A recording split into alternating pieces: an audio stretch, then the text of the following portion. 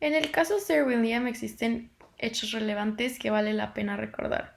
Sir William y Beresford reciben correspondencia en el club y Sir William le regala los bombones que le llegaran a Beresford para cumplir la supuesta apuesta con su esposa.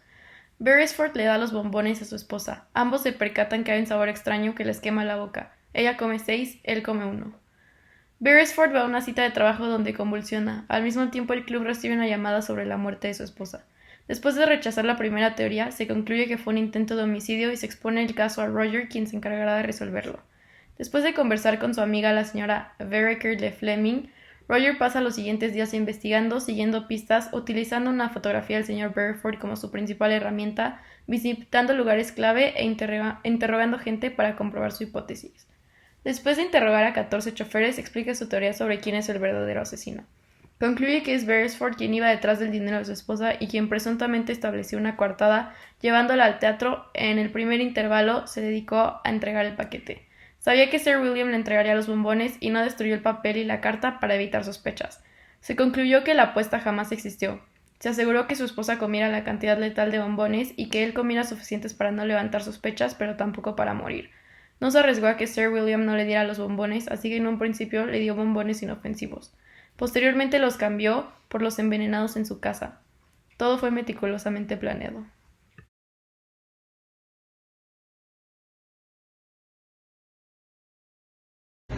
En extractos de la última conversación de Roger con Moresby se concentraron la mayoría de los argumentos que fueron determinantes para encontrar al asesino, empezando por la carta que Roger le enseña a Moresby escrita con la misma máquina que la apócrifa.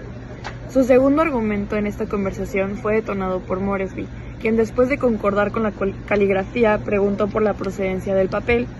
Roger contestó que fue extraído del muestrario de Werton. Luego Roger habla del taxi y de la coartada del asesino, para terminar con los argumentos donde ya se menciona abiertamente a Beresford como el culpable, mencionando su plan para matar a la esposa y la falsedad de la apuesta que fue la excusa para obtener la caja de bombones de Sir William. A todo esto, la prueba fundamental fue la fotografía que le otorgó la señora Vereker Fleming. Cabe recalcar que este es un muy breve resumen de la secuencia de argumentos que apoyaron a la resolución, considerando que las primeras premisas fueron que el asesino era probablemente una mujer o incluso un completo desconocido, y la víctima era considerada Sir William, no la señora Beresford.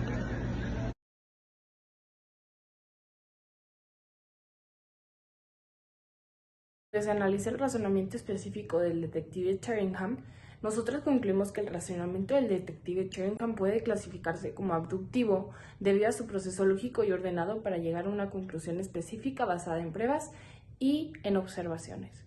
En primer lugar, Sheringham analizó meticulosamente las evidencias, incluyendo el comportamiento de los sospechosos y los detalles del crimen. Observó la cantidad exacta de bombones envenenados, estableciendo una premisa inicial. Luego, utilizó su comprensión del comportamiento de las personas para cuestionar las acciones y motivaciones de los sospechosos, especialmente del esposo de la víctima. Al considerar todas las posibilidades y revelar constantemente las evidencias a medida que se revelaban nuevos detalles, Chingham conectó los puntos y llegó a la conclusión de que Beresford era el culpable. Su proceso y pensamiento lógico, basado en la observación, el análisis psicológico y la revelación constante de las pruebas, demuestran un razonamiento abductivo para resolver el caso.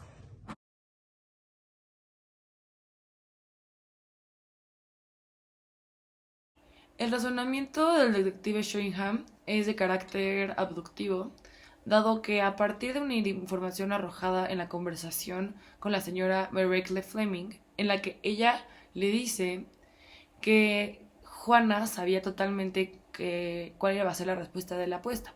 Por lo tanto, es ilógico que no tenga que una apuesta en sí haya sido dada.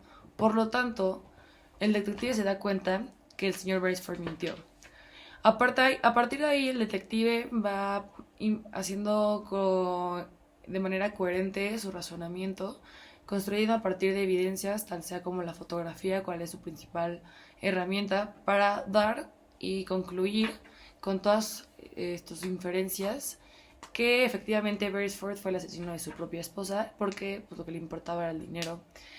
Entonces, sí, la conclusión parte de la premisa que Beresford mintió y por lo tanto es de carácter abductivo su razonamiento.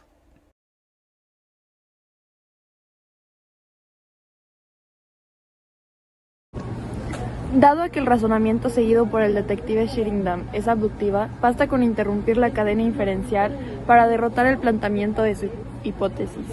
En efecto de este caso, la defensa del señor Beresford puede plantear la veracidad de la información arrojada por la señora Berrekerle Fleming, en el supuesto que ésta haya mentido para estropear la investigación y desviar al detective del culpable. El señor Beresford podría haber sido inculpado.